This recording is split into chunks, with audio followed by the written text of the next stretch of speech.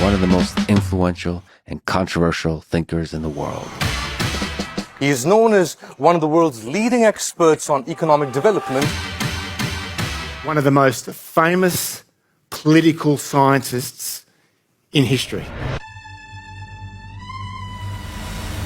We're talking about moral and political principles here. I would suggest that all four wars could be ended quickly.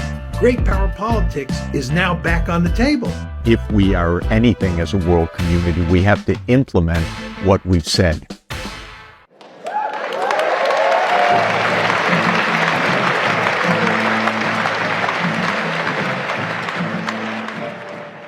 I'm excited for this panel. We're going to talk about foreign policy. We have, I think, two of the most interesting, eminent, and renowned thinkers about foreign policy, Professor John Mearsheimer from University of Chicago and Professor Jeffrey Sachs from Columbia. So great to have you guys here today.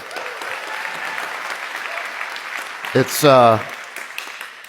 a big world, and there's a lot of things happening, so let's just jump into it. The big news over the past week was that Dick Cheney endorsed Kamala Harris for president. I think for people who see the world in partisan political terms, this might have been surprising, but I don't think that you guys were that surprised by that. Do you see an underlying logic to this? Jeff, why don't I start with you? I think it's obvious. There's basically one deep state party.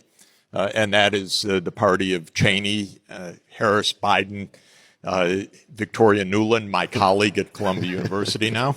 And Nuland is kind of the face of all of this because she has been in every administration for the last 30 years. She was in the Clinton administration wrecking our policies towards Russia in the 1990s. She was in the Bush administration, Jr., with Cheney, wrecking our policies towards NATO enlargement.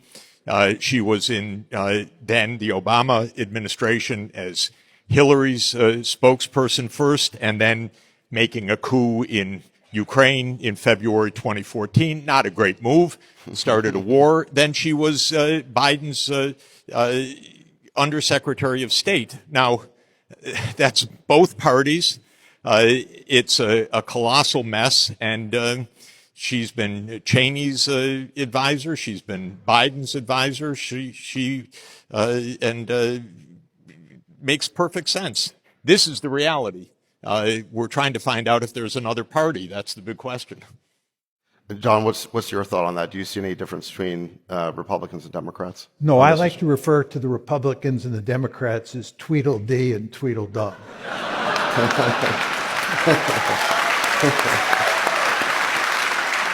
There's hardly any difference. I actually think the one exception is that former President Trump, when he became president in 2017, was bent on beating back the deep state and becoming a different kind of leader on the foreign policy front. But he basically failed.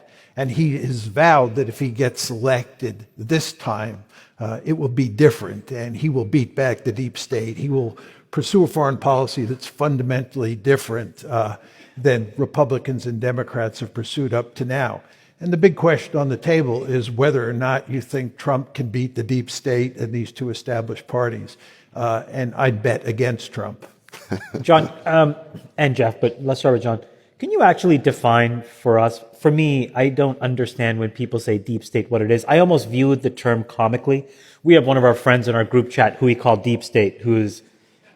Deep state? He's really in the deep state. But we say it as a joke. But for maybe the uninitiated, what does it actually mean? What are their incentives? Who are they? Jeff, maybe you want to start, or John, you want to start? Yeah, I'll say a few words about it. When we talk about the deep state, we're talking really about the administrative state. It's very important to understand that starting in the late 19th, early 20th century, given developments in the American economy, it was imperative that we develop, and this was true of all Western countries, a very powerful central state that could run the country. And over time, that state has grown in power. And since World War II, the United States, as you all know, has been involved in every nook and cranny of the world, fighting wars here, there, and everywhere. And to do that, you need a very powerful administrative state that can help manage that foreign policy. But in the process, what happens is you get all of these high-level bureaucrats, middle-level and low-level bureaucrats who become established in positions in the Pentagon, the State Department, the intelligence community, you name it. And they end up having a vested interest in pursuing a particular foreign policy. And the particular foreign policy that they like to pursue is the one that the Democrats and the Republicans are pushing. And that's why we talk about Tweedledee and Tweedledum with regard to the two parties. You could throw in the deep state as being on the same page as those other two institutions. Yeah, there's a very interesting interview of Putin in Figaro in 2017. And he says, I've dealt with 3 presidents now. They come into office with some ideas even. But then the men in the dark suits and the blue ties, and then he says, I wear red ties, but they wear blue ties. They come in and explain the way the world really is. And there go the ideas. And I think that's Putin's experience. That's our experience. That's my experience, which is that there's a deeply entrained foreign policy. It has been in place, in my interpretation, for many decades, but arguably a variant of it has been in place since 1992. I got to watch some of it early on because I was an advisor to Gorbachev and I was an advisor to Yeltsin. And so I saw early makings of this, though I didn't fully understand it except in retrospect. But that policy has been mostly in place pretty consistently for 30 years, and it didn't really matter whether it was Bush Sr., whether it was Clinton, whether it was Bush Jr., whether it was Obama, whether it was Trump. After all, who did Trump hire? He hired John Bolton. Well, the pretty deep state.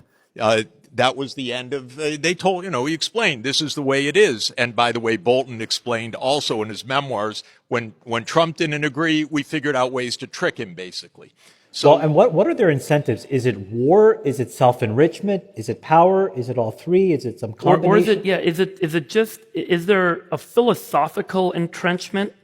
Or is it just this inertial issue that, like, once a policy begins, it's hard to change and the system's just working with 10,000 people working towards it? If I were lucky to sit next to the world's greatest political philosopher, which I am, he'd give you a good answer, which is the right answer, which is if you want to interpret American foreign policy, it is to maximize power. John gives an explanation of that. We have some differences, but I think it's a very good description of American foreign policy, which is that it's trying to maximize global power, essentially to be global hegemon. I think it could get us all killed. This is because it's a little bit delusional in my mind, but not his interpretation of their idea, but the fact that they hold that idea is a little weird to me. But in any event, that's the idea. And every time a decision comes inside that I've seen, I'm an economist, so I don't see the security decisions the same way. But every decision that I've seen always leans in the same direction for the last 30 years, which is power as the central objective. So Clinton faced an internal cabinet really debate, should NATO be enlarged? This is a post-Cold War phenomenon? I'll let John take that. Two very quick points. First of all, I do believe that the people who are in favor of this foreign policy do believe in it. It's not cynical. They really believe that we're doing the right thing. I've met them, yeah. The second point I would make to you, and this sort of adds on to what Jeff said. Jeff said power has a lot to do with this, and as a good realist, I of course believe that. But it's also very important to understand that the United States is a fundamentally liberal country, and we believe that we have a right, we have a responsibility, and we have the power to run around the world and remake the world in America's image. Most people in the foreign policy establishment, the Republican Party, the Democratic Party, they believe that. And that is what has motivated our foreign policy in large part since the Cold War ended. Because remember, when the Cold War ends, we have no rival great power left. So what are we going to do with all this power that we have? What we decide to do is go out and remake the world in our own image. So that's a values point of view, though, right? That there are values that they hold dear, that many do hold dear, that liberalism, democracy does ultimately, I believe I've heard this, reduce conflict worldwide, that there's an importance that we've never seen two democratic nations since World War II go to war, and that there's a reason why we want to see liberalism kind of breed throughout the world, and it's our responsibility for global peace to make that a mandate. Let me step in for one moment. Okay, sure, Jeremy, please. very quickly. And by the way, what do you call it? Where you pull the spirits of the voice of others? But I'm just trying to channeling. That's the word. I want to be very clear. I am forever thankful that I was born in a liberal democracy, and I love liberalism. But the question here is, do you think that we can run around the world imposing liberal democracy on other countries, and in some cases shoving it down their throat, doing it at the end of a rifle barrel? And my argument is that's almost impossible to do. It almost always backfires. Think Iraq, Afghanistan, so forth and so on. And secondly, you begin to erode liberalism in the United States because you build a deep state, right? And you want to understand that a lot of the complaints here about cracking down on freedom of speech and so forth and so on are related to the fact that we have this ambitious foreign policy. Those two things go together in very important ways. What an irony. Let me disagree just a bit, because we agree actually on the behavior, and I've learned, I'd say most of that from you, that it's power seeking. Truly, John, in my work, 40 years overseas, I don't think the U.S. government gives a damn about these other places.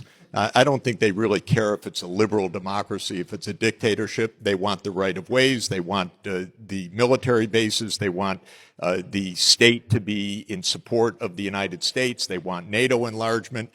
I know you've written, and there are some who believe in state building. God, if they do, they are so incompetent, it's unbelievable. But Professor Sachs, I'll give you an example if I could. Just one example. I'm a friend with one of the only PhD Afghani economists, senior person in the U.S. Academia over the last 30 years. You would think that the State Department, if they were interested in state building, would ask him one day, one moment, something about Afghanistan. Never happened. Never happened. Not even one question. Never happened. He asked me, can you get me a meeting with the State Department? They were completely uninterested. This is about power. You're too idealistic, John.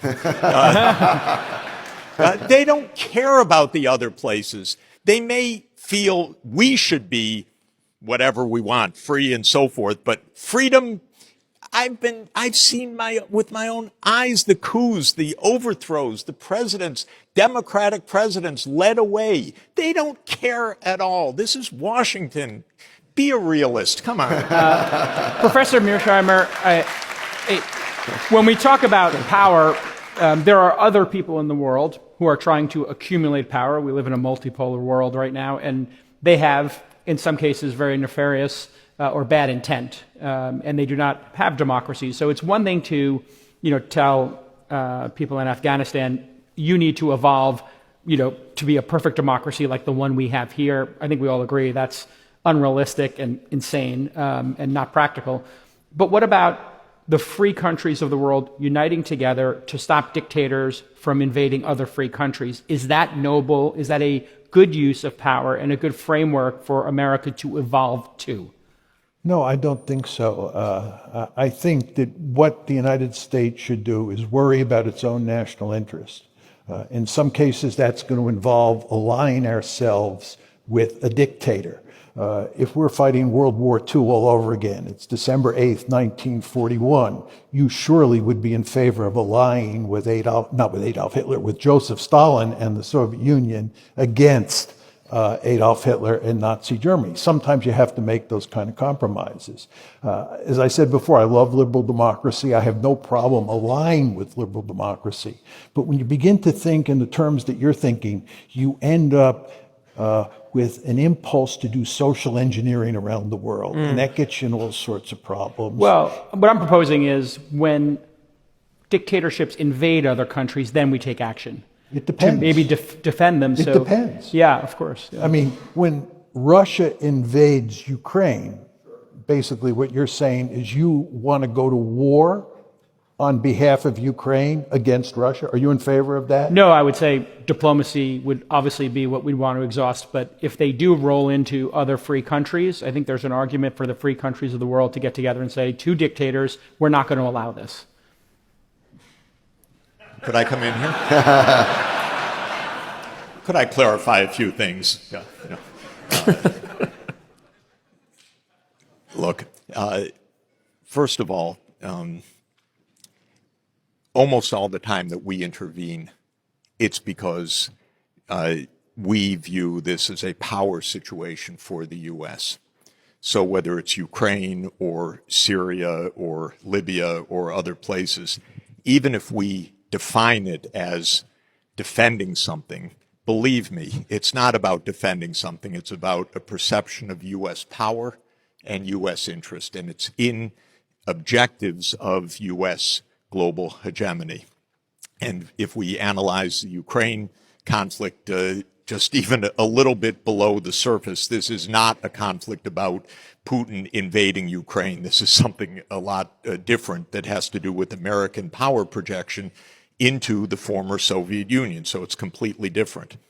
Second, if we decide we're the police, which we do, you can't imagine how cynical bullshit we use to justify our actions. We used the cynical bullshit that we're defending the people of Benghazi to bomb the hell out of Libya to kill Muammar Gaddafi. Why did we do that? Well, I'm kind of an expert on that region, and I can tell you maybe because Sarkozy didn't like Gaddafi. There's no much deeper reason except Hillary liked every bombing she could get her hands on. And Obama was kind of convinced. My Secretary of State says, go with it. So why don't we go with the NATO expedition? It had nothing to do with Libya. It unleashed 15 years of chaos, cheated the UN Security Council, because like everything else we've done, it was on false pretenses. We did the same with trying to overthrow Syria. We did the same with conspiring to overthrow Viktor Yanukovych in Ukraine in February 2014.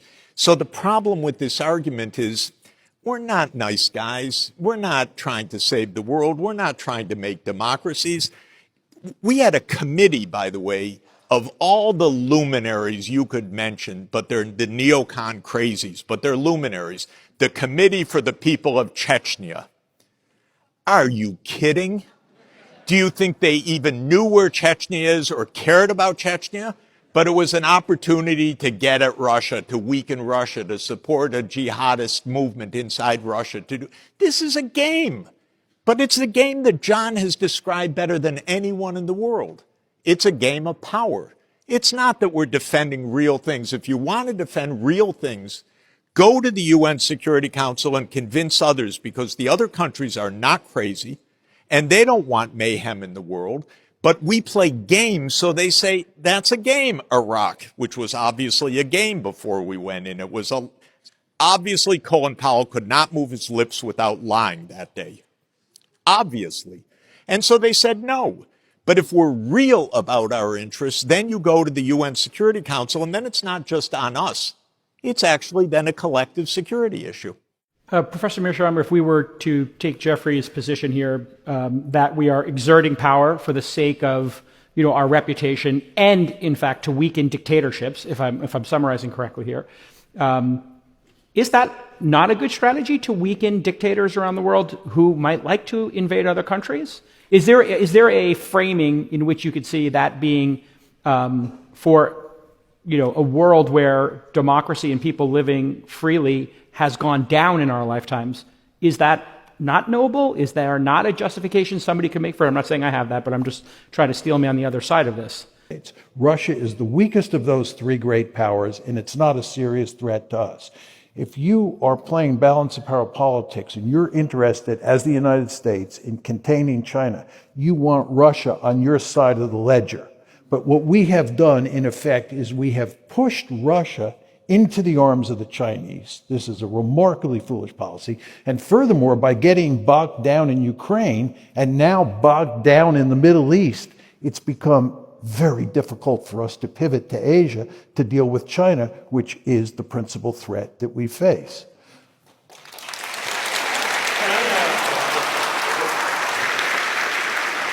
I think one point, David, yeah, could I just say, 2/3 right, perfect. So you gave him a B or B plus? A minus. I'd A always minus? give him Okay. an A Oh, that's that minus. great at least. inflation? I just wanted to add a footnote, which is that China's also not a threat. It's just not a threat. well, I mean, We're going to get to it. Let's get into that, China's a market. It's got great food, great culture, wonderful people, a civilization 10 times older than ours. It's not a threat. Well, as an economist, can you talk about the impact of a cold or hot conflict with China from an economic perspective, given the trade relationship? Yeah, it would wreck California, for one thing. It would destroy the economy that you guys are making completely.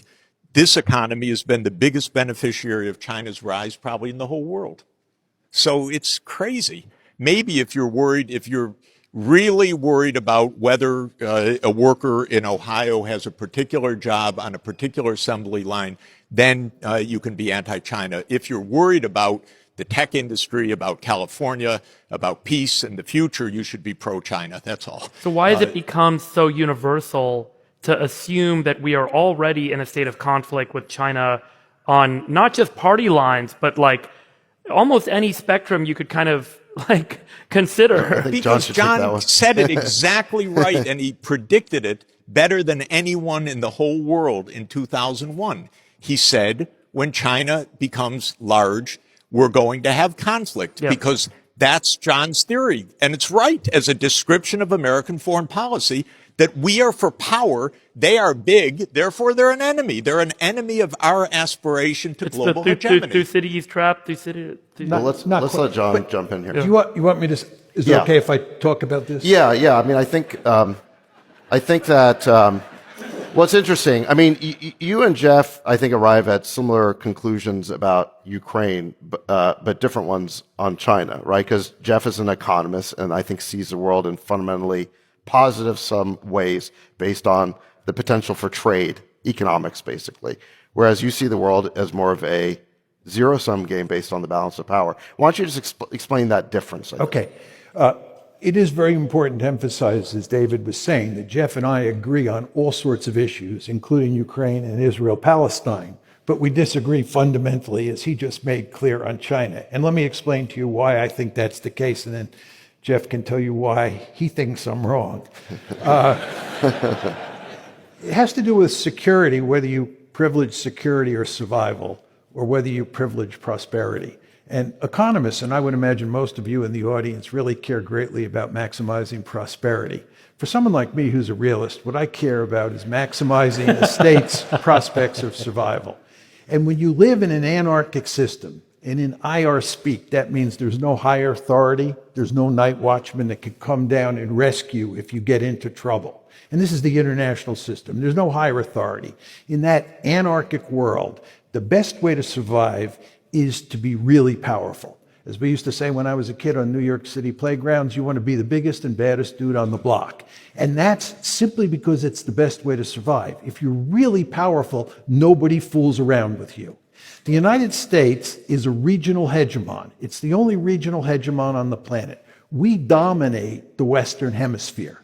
And what China has begun to do as it's got increasingly powerful economically is translate that economic might into military might, and it is trying to dominate Asia. It wants to push us out beyond the first island chain. It wants to push us out beyond the second island chain. It wants to be like we are in the Western Hemisphere. And I don't blame the Chinese one bit. But of course, from an American point of view, this is unacceptable. In the 20th century, there were 4 countries that threatened to become regional hegemons like us: Imperial Germany, Imperial Japan, Nazi Germany, and the Soviet Union. The United States played a key role in putting all 4 of those countries on the scrap heap of history. We want to remain the only regional hegemon in the world. We are a ruthless great power. Never want to lose sight of that fact. And the end result of this is you get an intense security competition between China and the United States. And it revolves around the concept of security, not prosperity. I think this is... Just very quickly, what you see beginning to happen is that it's in all domains where the competition takes place, especially high tech. We do not want them defeating us in the high tech war. We are competing with them economically. We are competing with them militarily. And this is because the best way to survive is for us, the United States of America, to be the only regional hegemon on the planet. So, Jeff, let me set it up for Jeff here. So, Jeff, you and John, I think, agree that the game on the board is power seeking. I think what John is saying is there are smart ways and dumb ways to pursue power. Containing China is a smart way. What we're doing in Ukraine is a dumb way. Whereas it seems like you're saying that all power seeking behavior is bad. That's not the game we should be playing. We should somehow opt out of that. Is that kind of where you're going? It's not a bad way to say it, but I would put it in another way. I read a very good book, John's, and John described. I'm going to quote him, but he can quote himself afterwards. He said that the regional hegemons don't threaten each other. Actually, why? Because we have big ocean in between. I deeply believe that China is not a threat to the United States.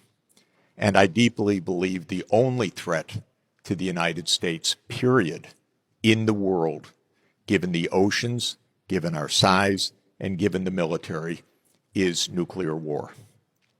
I deeply believe we're close to nuclear war because we have a mindset that leads us in that direction. We have a mindset that everything is a challenge for survival and that escalation is therefore always the right approach. My view is a little bit of prudence could save the whole planet. So why I don't like Ukraine is that I don't see any reason in the world that NATO has to be on Russia's border with Ukraine. I was, as I said, Gorbachev's advisor and Yeltsin's advisor, and they wanted peace and they wanted cooperation. But whatever they wanted, they did not want the U.S. military on their border. So if we continued to push, as we did, we would get to war. John explained that better than anybody. We're now at war, and even this morning, there is further escalation. Blinken has said, well, if the Iranians give these missiles, then we will give missiles to hit deep into Russia. This is a recipe. And then we had Bill Burns, the CIA director, say last week an absurdity that he knows, but CIA directors never tell the truth. If they do, they lose their job. But he said, don't worry about nuclear war. Don't worry about saber rattling. My advice to you is worry a lot about nuclear war. And so be prudent. You don't have to put the U.S. military on Russia's border, okay? And my advice to Russia and to Mexico, and I'm going to Mexico tomorrow, I'll give them a piece of advice. Don't let China or Russia build a military base on the Rio Grande. Not a good idea for Mexico. Not a good idea for Ukraine. Not a good idea for Russia. Not a good idea for China. Not a good idea for the United States. We need to stay a little bit away from each other so that we don't have a nuclear war. By the way, I do recommend another good book, and that is Annie Jacobson's Nuclear War, A Scenario. It takes 2 hours to read. The world ends in 2 hours in the book. And it's a very persuasive guide that one nuke can ruin your whole day, as they say. Jeffrey, my strong advice on this, therefore, is recognize China, first of all, is not a threat to the United States security. Big oceans, big nuclear deterrent, and so forth. Second, we don't have to be in China's face. What do I mean by that? We don't have to provoke World War III over Taiwan. That's a long, complicated issue, but this would be the stupidest thing for my grandchildren to die for imaginable. And I resent it every day when we play that game. We have 3 agreements with China that say we're going to stay out of that, and we should. And then China would have no reason for war either. China, and then on the economic side, let me just reiterate, because I was asked yesterday and there was some surprise, was it good to let China into the WTO? I said, of course. It enriched all of you, by the way. It enriched me. It enriched this country. It enriched the world, including enriching China. That's normal. Economics is not a zero-sum game. We all agree on that. I believe that security doesn't have to be a zero-sum game either. We can stay a little bit away from each other, and China does not spend its time bemoaning America being a Western Hemisphere hegemon. They don't. That's not their greatest interest, to bring down American power in the Western Hemisphere. Jeff, what about the energy? Hold on, let's let John respond to this. Just very quickly, most of you have probably never asked yourself the question, why is the United States roaming all over the planet, interfering in every country's business? It's in part because it's so powerful, but it's also because it's a regional hegemon, which means we have no threats in the Western Hemisphere, so we are free to roam. The great danger, Jeff, if China becomes a regional hegemon and doesn't have to worry about security then concerns, they behave like us. Yeah. Then they behave like us. Can't That's we do exactly better? right. But my point to you, Jeff, is let's prevent that from happening by preventing them from becoming a regional hegemon. We don't want them to have freedom to roam. You were talking about them putting military bases in Mexico. Yeah. That's our great fear. It's not my great fear. They have no interest in doing so because they don't want to get blown up either. So they do seem to have a big interest, Jeff, in Africa, India, Russia, and they are. sorry, say it again. China has a major doesn't interest. have military bases there. Well, they're building nuclear power plants and trade, and they're building debt that's loads with those I'm all countries. in favor of that. Let's go compete that way. I'm all in favor of that. But Jeff, that's because they're not a regional hegemon yet. Yeah, if you try to prevent them from being a regional hegemon, we're going to end up in World War III because, as you say yourself, that this can absolutely spill over into war. I don't want it to spill over into war on the theory that maybe someday they behave differently. That's not a good theory for me. No, it's not just Taiwan. I mean, one could argue there's sort of 3 flashpoints in East Asia that you folks should keep your eye on. 1 is obviously Taiwan, 2 is the South China Sea, and 3 is the East China Sea. And I think, David, that the place where a conflict is most likely today is not over Taiwan. I could explain why I think Taiwan is not a serious problem at the moment or for the foreseeable future. The South China Sea is a very dangerous place. We could end up in a war, for sure, even if we did not defend Taiwan. So Taiwan, you don't want to overemphasize. I agree with Jeff that we definitely don't want a war, and we certainly don't want a nuclear war. And he is absolutely correct that there's a risk of a nuclear war if a war breaks out of any sort between China and the United States. Many of us in the audience remember the Cold War, and this was an ever-present danger in the Cold War. But my argument is that this is inevitable. Because in a world where you don't have a higher authority and you care about your survival, you have a deep-seated interest as any state in the system to be as powerful as possible. John, and that means dominating your region of the world. There is one player on this chessboard that hasn't come up yet, and maybe we could skate to where the puck is going. Seems like containment's working pretty well there because of all the self-inflicted wounds. But the fastest growing country, the fastest growing economy, the quickest to develop is India. And they seem to have a very pragmatic approach. Hey, they'll buy cheap oil from Putin, and they are their own sovereign country with their own point of view. Would we not be really well advised over the next 10 to 20 years to make that our priority and India's role in this? How do you look at them? Well, we definitely view India as an ally, right? It's part of the Quad, which is this Rube Goldberg type alliance structure that we put together in East Asia that includes Australia, Japan, the United States, and India. And India is smartly maintaining its good relations with Russia. The Indians understand, like Jeff and I do, that the Russians are no great threat. But from India's point of view, the real threat is China. Right. Right. And there are two places where India cares about China. One is on the India-China border up in the Himalayas, where they've actually had conflicts, right? And there's a real danger of war breaking out. The second place, which is maybe even more dangerous, not at the moment, but will be over time, is the Indian Ocean Gulf.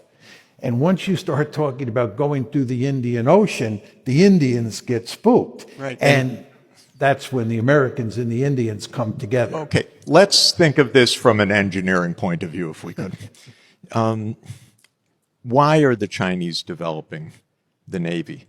Because for 40 years, I've read essays on all of the choke points in the South China Sea, the East China Sea, the Indian Ocean against China. That's our policy, choke points. Look at the Malacca Straits. Look what we can do here. First island chain. This is American strategy. Can we keep the Chinese submarines out of the Pacific Ocean? First island chain, and so forth. So, of course, they react. They're rich. They're going to build a navy so that they can get their oil on which their economy runs. Can we be a little bit sensible with them and decide how we're not going to have choke points, and then we don't have to have a nuclear war, which is really going to ruin our day? That's the point. We can think a little bit. We can understand it from their perspective. We can understand it from our perspective. Deconfliction. By the way, I don't believe India is an ally. India is a superpower. India is going to have its own very distinctive interests, thank you. It's not going to be an ally of the United States. I happen to like India enormously and we're making our iPhones admire their policies, but the idea that India is going to ally with the United States against China, in somebody's dream in Washington, because it's another delusion in Washington, because they should get a passport and go see the world and understand something. But Jeffrey, if they these are my failed students in Washington right now because they didn't listen to their professor. Jeffrey, we're making our iPhones in India now. Is that not significantly important? Say it again. We're moving iPhone production. Cooper, Cooper, you're into economics here and that impact. You got Apple moving out of China. You've got Japan funding people leaving China to Vietnam and to India. Is that not the solution here? As we decouple from China, it seems like they come back to the table. Okay, first of all, invite me back 10 years and we'll see how smart all these decisions are. Yeah, that's our great ally. And then we're going to have other issues. Well, and Vietnam, yeah. Okay. The wounds are the United States' deliberate policy to stop you from selling things to China and to stop China buying things from you. That's not self-inflicted wounds. Oh, no, you're wrong this here. is a clear... You're wrong here. Wait a minute. Wait, just to say, let me say, please. Yeah. Because this is very important for the economy of the people in this room. This is a decision that was taken around 2014 to contain China. And it's been systematically applied since then. And it's not a surprise that Biden kept all the things that Trump did and added more. And now Trump says, I'm going to do all the things that Biden has kept in place, and I'm going to do more. This is not a self-inflicted wound. The United States has closed the market to China. Okay? Is that smart? No, it's not smart. Is it leading to, by the way, recuperating American manufacturing jobs? Zero. It may shift them a bit. It may make things less efficient. It may may make all of you lose a bit more money or not make as much money. But is it going to solve any single economic problem in the United States? No way. Let John in. Let's let John in. Spicy. I just want to ask Jeff a question on this. My argument is that this is the way the world works. Yes, I know. And it is. And it is. But if I'm describing how the world really works, how do you beat me? The reason is you've described a world, you've described, I think, better than any person I ever read or know, how American foreign policy works. I think it's likely to get us all blown up. You titled not because of John, but because he's made an accurate description of a profoundly misguided approach, which is power seeking. Even if you're safe as a regional hegemon, you're never safe if another regional hegemon does what you do. No, you can't allow that to happen, so you have to meddle every single place in the world. Now, all I'm saying, wait, let me just finish, because it's important. That it is important to say, try this in the nuclear age. You don't get a second chance. So this, to me, is the most definitive fact of our lives, which is we are now in a war, direct war, not proxy war, direct war with Russia, which has 6,000 nuclear warheads. I can't think of anything more imbecilic than that, aside from the fact that I know step by step, because I saw it with my own eyes, how we got into that mess because we thought we had to meddle up to, including putting NATO into Georgia in the Caucasus, of all places, and Ukraine. So we made that because we have to meddle because we couldn't let good enough stand. If we do the same with China, there will be a war, but it's not like reading about the Crimean War or World War I or World War II. That's my difference. This is a fine theory that explains a lot of things, but damn if you can make ChatGPT or you can make Optimus or you can make all the rest, we can avoid nuclear war. So just do a little bit better than saying it's inevitable.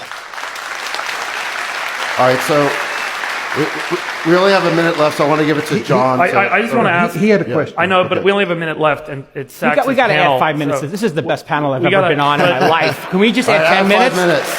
We got to add 5 or 10 minutes. The best panel. Is this the best panel ever? Wait. I feel like Sorry, John I'm never had a calling an chance to audible. respond. We got 5 minutes. So before we leave this topic, John, your book is called "The Tragedy of Great Power Politics." You clearly understand the tragic aspect of how great power rivalry, great power competition can lead to disaster. What Jeff is saying is we're now in the nuclear age, and it's going to lead to nuclear war. So do we have to be on this path, or is there a way off of it? 2 points. In my heart, I'm with Jeff. In my head, I'm not with Jeff. I wish he were right, but I don't believe he's right.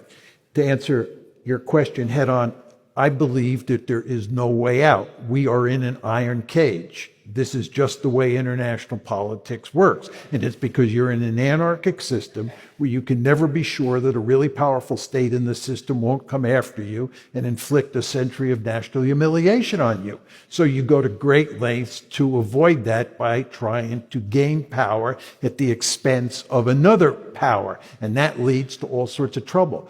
Can war be avoided? I like to distinguish between security competition, which I think is inevitable, and war, which is where security competition evolves into war. I think war can be avoided, and we were thankfully successful in that regard during the Cold War. And hopefully that will be the case in the U.S.-China competition moving forward. Can I guarantee that? No. Does this disturb me greatly? Yes. But again, this is just the tragic aspect of the world we live in. Let me just ask one, because we're a little bit. I know we were going to try and talk about Middle East for a good chunk of this, so I just want to scenario propose or kind of give you guys a scenario, get your reaction, because it is kind of what feels to be the most imminent theater of conflict. The West Bank, The Israelis are buttressing the settlements. There's a lot of checkpoints. Things are getting very tense. They're running raids. And it's becoming a very difficult place to live for Palestinians. And there's a real concern that the West Bank collapses. And Israelis. And Israelis.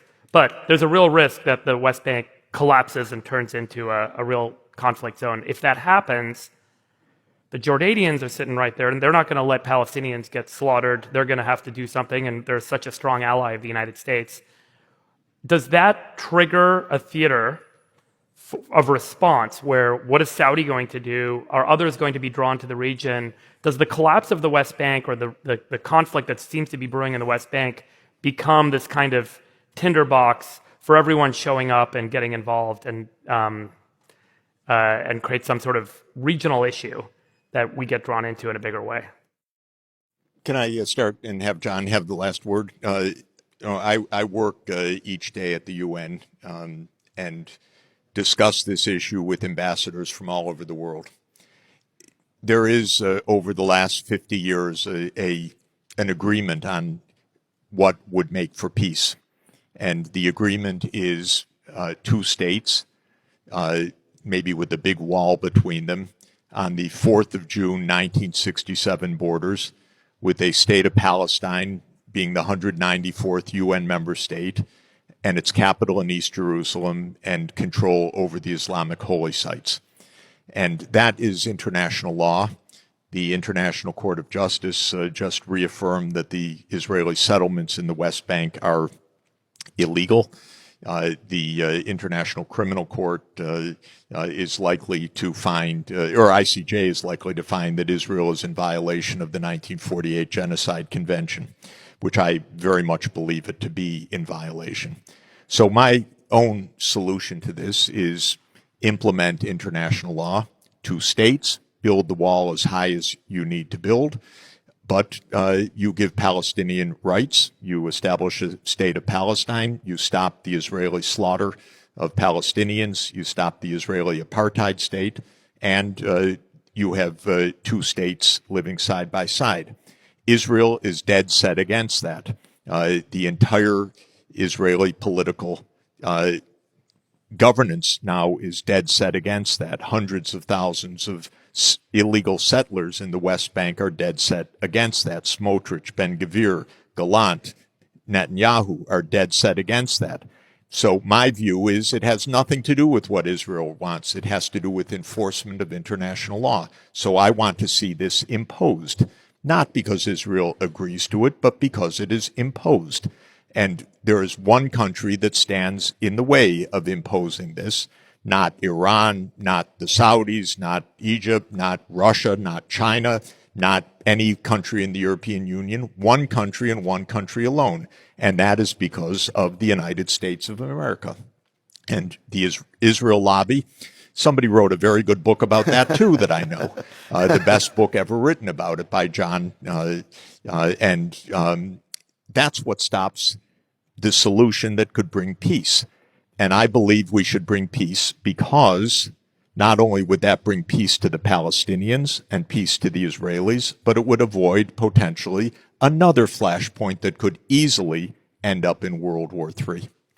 Let me answer your question about escalation potential, the Jordanians coming in.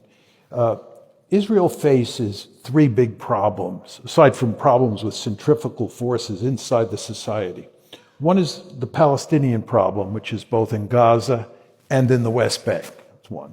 2 is Hezbollah, and 3 is Iran.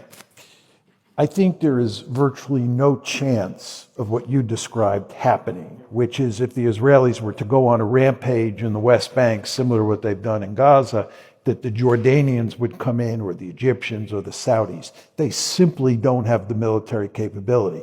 This is a scenario where the Israelis completely dominate. So in terms of escalation with regard to the Israel-Palestine problem, I don't think there's much potential. Hezbollah is a different issue, but mainly because it's linked with Iran, right? And Iran is the really dangerous flashpoint because, as you know, the Russians are now closely allied with the Iranians. The Chinese are moving in that direction as well. And if Israel gets involved in a war with Iran, we're going to come in all likelihood. Remember, when the Israelis attacked the Iranian embassy in Damascus on April 1st, on April 14th, the Iranians retaliated The against reciprocal it. response. But we were involved. We were forewarned, weren't we? Yes, we were forewarned. But the point is that we were involved in the fighting, right? We were involved with the Israelis, with the French, the British, the Jordanians, and the Saudis. We were all involved in the fighting. So this gets at the escalation problem. Now, to counter the Iranian escalation scenario, the fact is Iran does not want a war with the United States, and the United States does not want a war with Iran. And it's the Israelis, especially Benjamin Netanyahu, who has been trying to sort of suck us into a war, because he wants us, the United States, to really whack Iran, weaken it militarily, and especially to go after its nuclear capabilities, because as you well know, they are close to the point where they can develop nuclear weapons. So the Israelis are the ones who want us to get involved in a big war with Iran. That's the escalation flashpoint. And the $64,000 question is whether you think the United States and Iran kind of colluding can work together to prevent the Israelis from getting us sucked in. That question will be answered based on the next, who leads the next administration. Well, if you believe that it matters who leads the next administration, that's true. All right, take us out. Thank you. Let me just say, Jeffrey and John, now I know why Sachs will not stop talking about you two. This was the most amazing panel of the event so far. Give it up for Jeffrey Sachs and John Mearsheimer. All right. Wow.